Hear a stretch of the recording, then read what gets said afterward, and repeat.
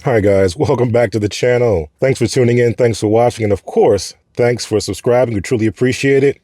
We're going old school today, going back to our old sort of rig and setup for the view, for the POV, as well as an old school car in our legacy 2020 Model X. You guys have seen me on the channel do lots of different test paths, specifically our sort of routine test path to test out right turns, left turns, unprotected left turns, stop lights, stop signs, etc.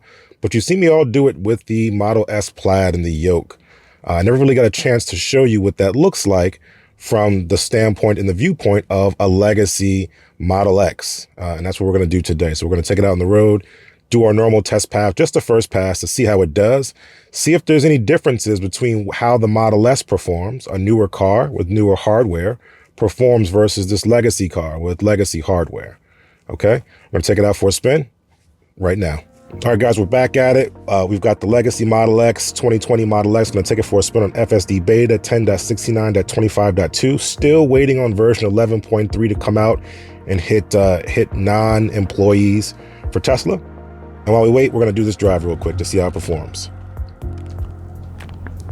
It's been a while. I don't really drive this car too much, specifically on FSD Beta.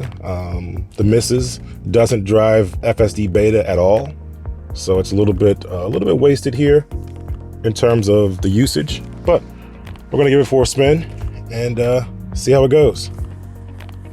I'll activate now. Screen changes, coming up to a stop sign, shows the creep limit, a little more, less contrast, I should say, in this version. Wow, brakes are kind of loud there, and it can go. All right, we're off. Stays at 30, well, 35. I'll bump it down to 30. Just to be consistent. And let's see if it takes the right path, the right direction. It might not. And if it doesn't, we'll just go the way that it goes. Should be slowing down, ready to make this turn here. Yes, it is. All good. This person's not paying attention, but the car did a good job of slowing down. And we're off. Good turn, good mile an hour. Turn signal, but not as wide as the S. A little wide, but not as wide. So that's good. Promising.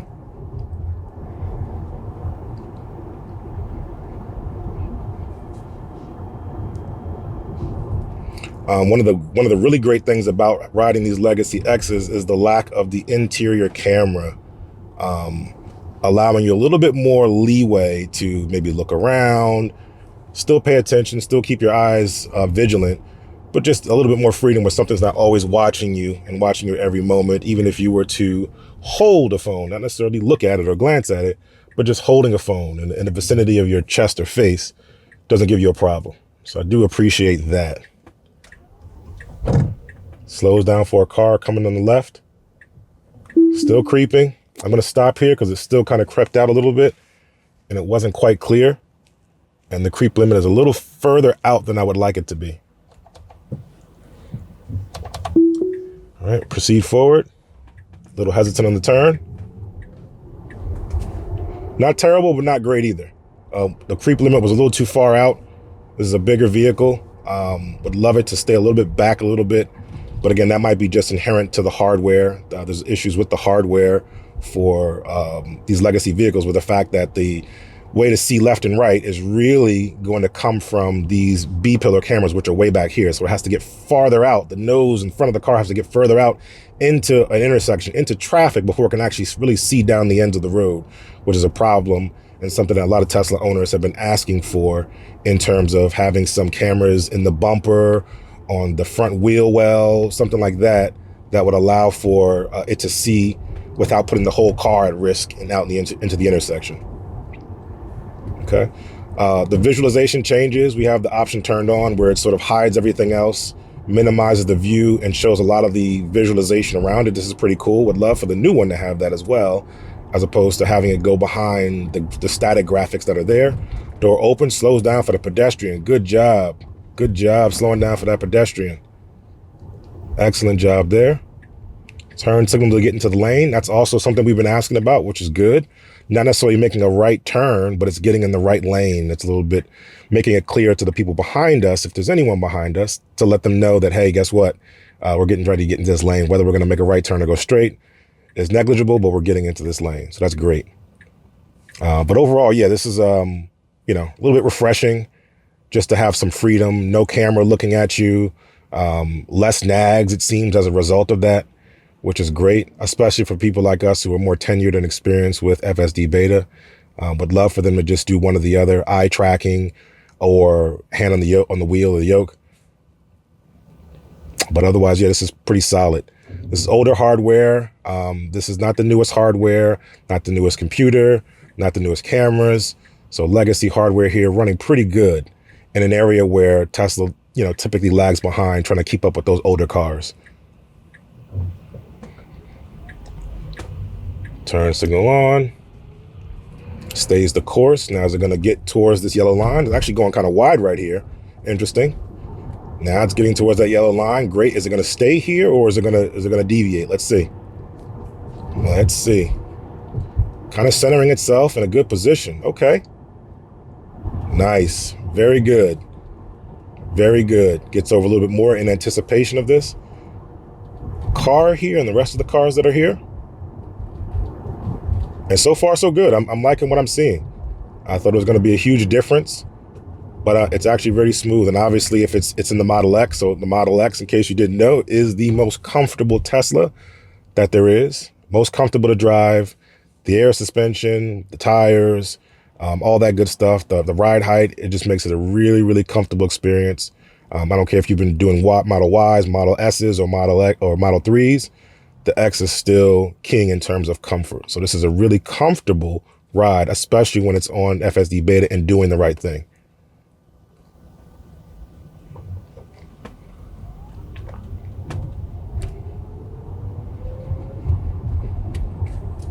A little bit of wheel torque, which is fine. Slows down nicely for the car in front of us and for the train tracks, which is great.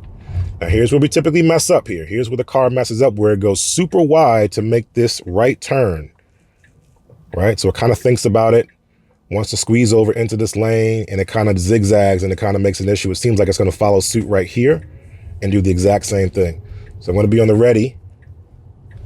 Goes wide again. That's not a good sign. Okay. Got a little better though. Got a little tighter than the S does. Okay. Very good. Very good. So that did really good in my opinion. And just for fun, just because we're out here, we might as well do test pass 2. We're on low battery. The wife is not doing good with keeping the battery where it needs to be, but we'll go ahead and do test pass number 2 just for fun. All right, guys, test path 2, Model X 2020, FSD Beta 10.69.25, 10.69.25.2. Coming up to a stop sign, a little bit hesitant, always stop. Should be ready to go, but I think it's hesitating because of the pedestrian. Close to the curb, a good job. Again, just a lot smoother than the Model S Plaid. Probably the tires, probably the suspension. A little wide here on the train track, but corrects itself nicely. But just a lot better after the turn, accelerating. Even when the Model S Plaid is on chill or sort of standard acceleration, still pretty aggressive after the turn.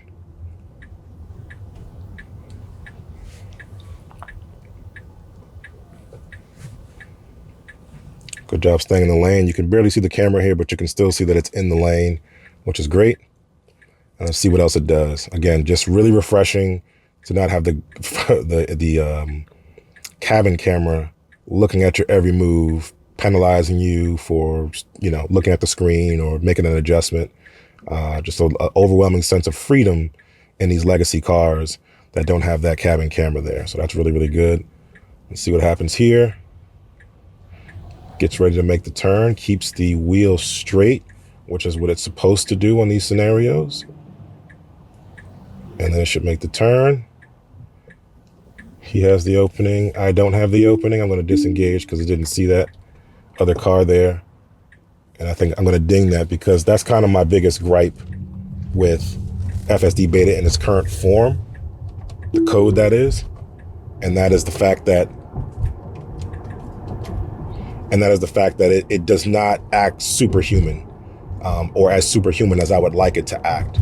It should have seen the car beyond that car that was turning, that was going to come that way, and should never have poised to make that left if it saw the car coming. Just like it should know to get over here now. It has map data, has cameras. It should be able to get over now and not wait till the last minute like it's going to do right here.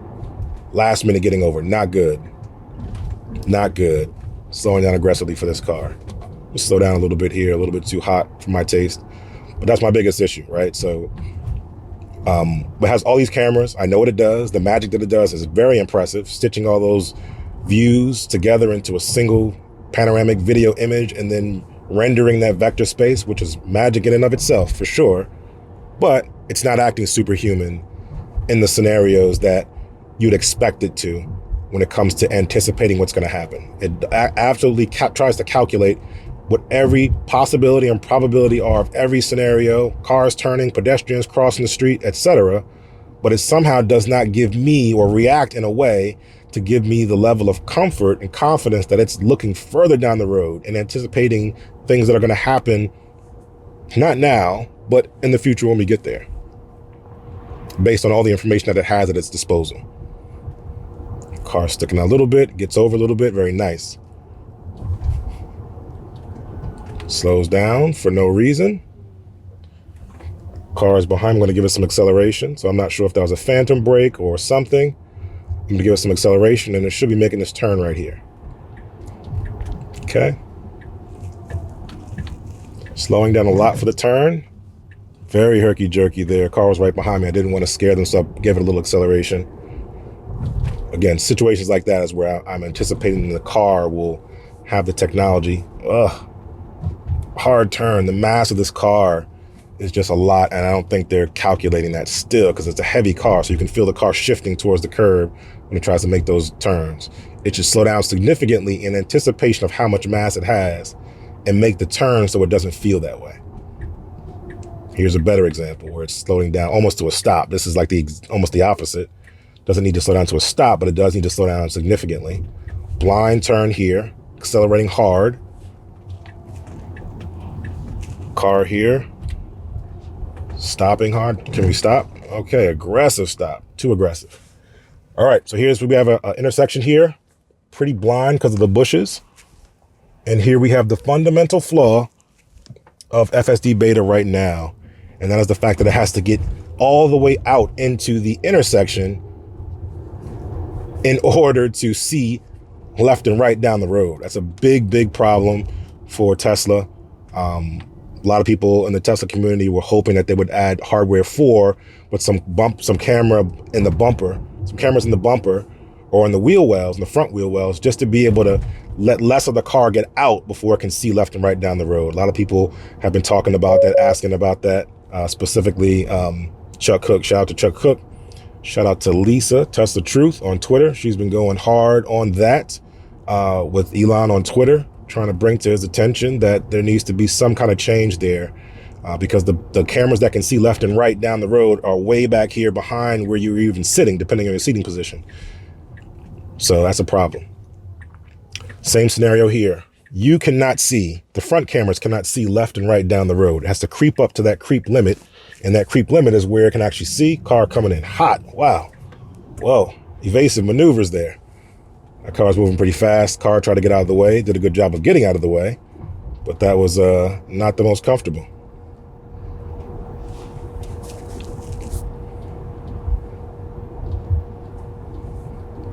Okay, I'm going to slow down to 25. Okay, car's sticking out. Car's good. Going to be making a turn up here. So we're actually not going up the winding mountain pass that we typically go to get to this particular park. We're going actually to the front way. So this should be interesting to see. And we're going down the infamous street where this car has curbed the Model S Plaid's rims. And it goes to 35 for some odd reason. So I want to see how it handles these speed bumps, still center in the lane when it should be biasing towards the right and a car is coming. So it's going to bias to the right to get around the car, then it's going to center back. Watch that. Go over the speed bump nice and slow, kind of slow. And then now it's dead center in the middle of this lane, which is not what it should be doing.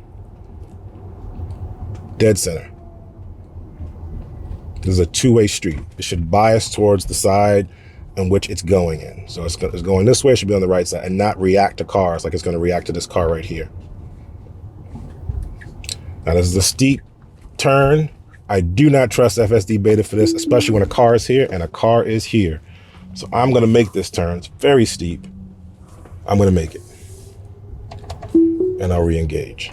Okay? I don't trust it. It got me once. You're not going to get me again. This is a bigger car than the Model S, so I assume it's going to make the same mistake. Okay, otherwise, everything else I'm seeing, I'm liking. It's comfortable. It's smooth. Obviously, because it's the Model X. Again, Model X, the most comfortable Tesla. And it's making some decent decisions. Not the greatest, but some decent decisions. Again, just not taking advantage of all the capabilities that I think it should take advantage of. Having map data, navigation data, the views from all the different cameras, the long range cameras. This one even has ultrasonic sensors, if that means anything. And it also has a front radar, if that means anything.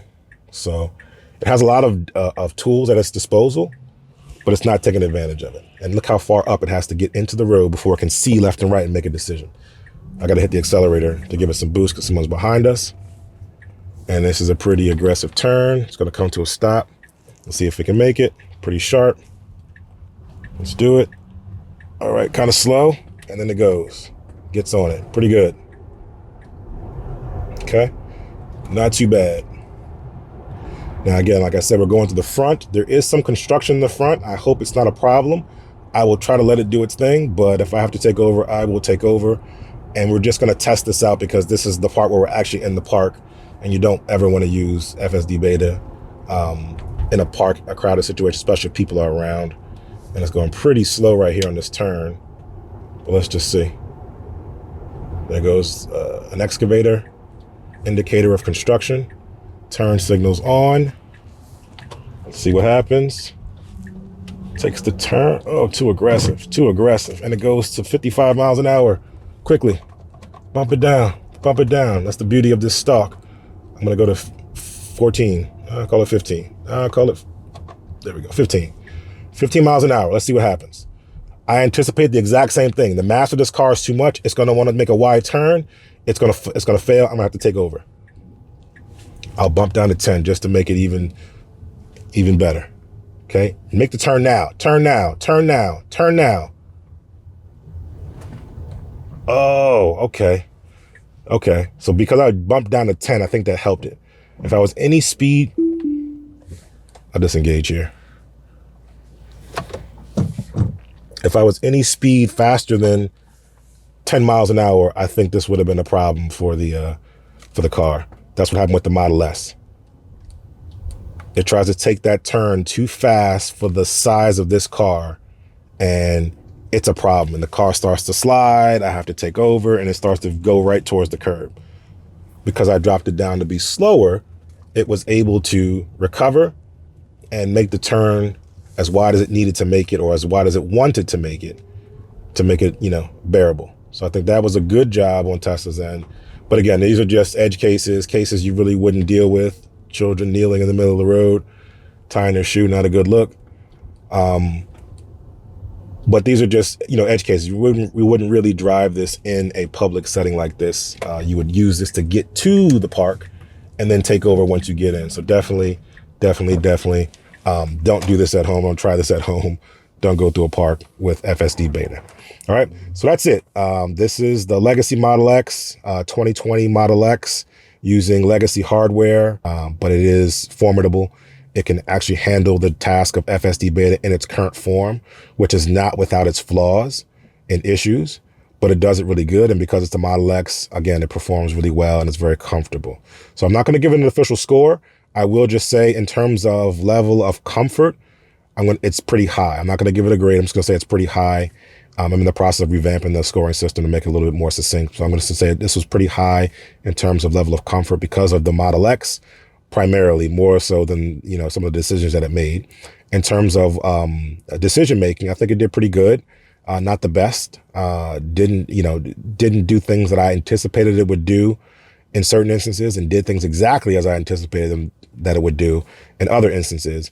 And more importantly, it just didn't really factor in all its capabilities to make the right decisions in advance of you coming to the point where you had to make the decision.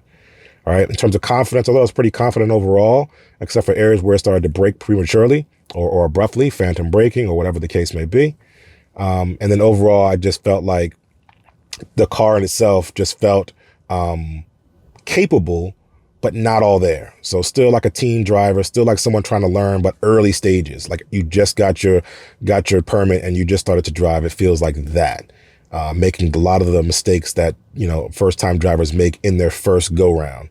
I would like to see Tesla enhance this a bit. I would like this car to feel like it's, you know, exponentially better than a human, seeing and detecting things that a human could not see or would not see or detect by having that 360-degree view, having all the navigation data it has, and then having all the telemetry data that it has about the car itself. Right now, it doesn't seem to be taking that into account, which is why you get those wide, heavy turns, especially for the bigger cars like the S and X, where it feels like the car is sliding towards the curb or sliding in certain directions because of the weight and the mass. So I'd like to see that. I'd like to see them make some adjustments there. Looking forward to seeing what FSD Beta version 11.3 is like, if we ever get that this week. But this is a throwback, a classic, going back to our original view, POV, as well as, you know, using the legacy car. Let me know your thoughts in the comments. Let me know what you thought about this drive. Let me know if you have FSD Beta for a legacy car and what it's like for you in the legacy car. If you got a chance to drive some of the newer cars, or if you have a family with two, where you have one new, one old, what do you think? What do you think the difference is? Which one performs better? Off the bat, I will note that this car is taking different routes than the Model S. The Model S takes a different route, which leads us up that winding mountain pass. This one doesn't, and I believe the navigation data is up to date, so I'm not sure what's going on there. But there's some differences, some discrepancies in the experience. But overall, I think it's pretty consistent, meaning I can get in this car after getting in the Model S, put in the course, and feel just as comfortable as I would being in the Model S as I would be here in the Model X. All right. Let me know your thoughts in the comments. And until the next time, enjoy your day. Enjoy your Tesla.